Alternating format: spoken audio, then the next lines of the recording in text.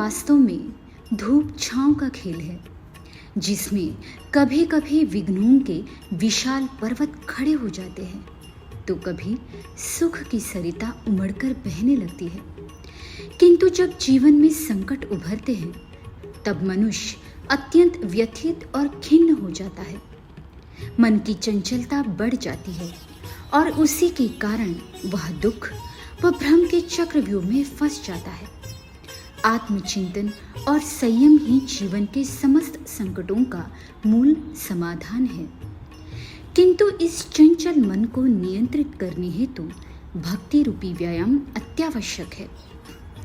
भक्ति मन को स्थिरता प्रदान करती है और साधक को विवेकशील एवं संतुलित विचार करने की क्षमता देती है।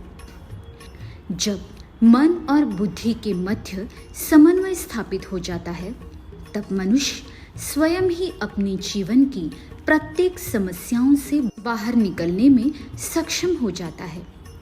ऐसे उद्बोधन युक्त और मन को सतपथ की ओर प्रवृत्त करने वाले दिव्य उपदेशों को अपने पूजनीय गुरुवर के अमृत वाणी से श्रवण करने में सभी भक्तजन भाव विभोर एवं मंत्र मुक्त हो चुके थे।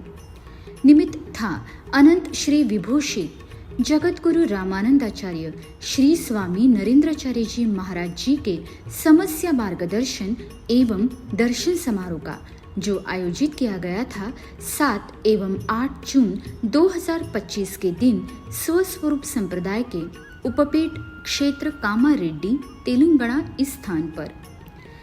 सूर्य नारायण की सुनहरी किरण संपूर्ण वातावरण को अलंकृत कर रही थी। संपूर्ण उपपीठ जैसे गुरुदेव की आहट मात्र से चहक उठा था। हर किसी की नजरें उनकी राह तक रही थी। अंततः सभी के हृदय मंचक पर विराजमान परम पूज्य भगवान नरेंद्राचार्य जी का शुभ आगमन कार्यक्रम स्थली पर हुआ और संपूर्ण वातावरण मानो आध्यात्मिक स्पंदनों से खिल उठा।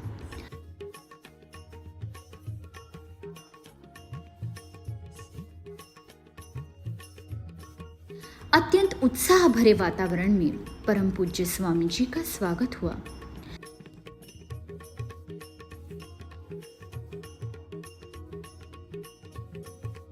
परम पूज्य जगत गुरु श्री जी का संत पीठ पर आगमन होते ही स्वस्वरूप संप्रदाय के वेद संपन्न पुरोहितों ने यजमान जी के हाथों परम पूज्य स्वामी जी का वेदोक्त पद्धति से विधिवत पाति पूजन संपन्न किया। तत्पश्चात स्वागतारती संपन्न हुई। सभी मानव भक्ति सागर में आकंठ डूब गए थे। जिस क्षण की प्रतीक्षा भक्तजन चातक के भांति कर रहे थे वह क्षण आ गया, यानी कि प्रवचन का। कृपा सिंधु भगवान नरेंद्राचार्य जी के प्रवचन रूपी अमृत का रसपान करने के पश्चात समस्या मार्गदर्शन का प्रारंभ हुआ।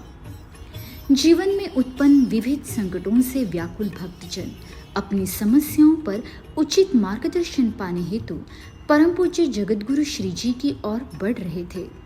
साथ ही अन्य भक्तजन भी अपने सद्गुरुओं के चरणों में नतमस्तक होने हेतु लंबी कतारों में श्रद्धा भाव से प्रतीक्षा करते हुए खड़े थे। परम पूज्य स्वामी जी भी अपने लाडले भक्तों को अपार ममत्व भरी नजरों से देख उन पर कृपा की बरसात कर रहे थे। दोनों ही दिन तेलंगाना उपपीठ पर खुशियों की बहार आई थी। दोनों दिन श्रद्धालुओं की भारी भीड़ पंडाल की ओर बढ़ती नजर आई। 10 से 15 हजार का विशाल भक्तजनों का समुदाय इस दिव्य महोत्सव में सहभागी हुआ था। गुरु सानिध्य में रहने से आत्मोन्नति की राह सरल हो जाती है। इसी कारण इस समारोह में 263 श्रद्धालुओं ने उपासक दीक्षा तथा 239 श्रद्धालुओं ने साधक दीक्षा ग्रहण की। समारोह के दोनों दिन भक्तजन अत्यंत उत्साह एवं भक्ति भाव से सहभागी हुए। देखते देखते ही द्वितीय दिवस की सायंकाल हुई और विदाई आरती के साथ इस आनंद से भरे समारोह की समाप्ति हुई। श्री गुरुदेव।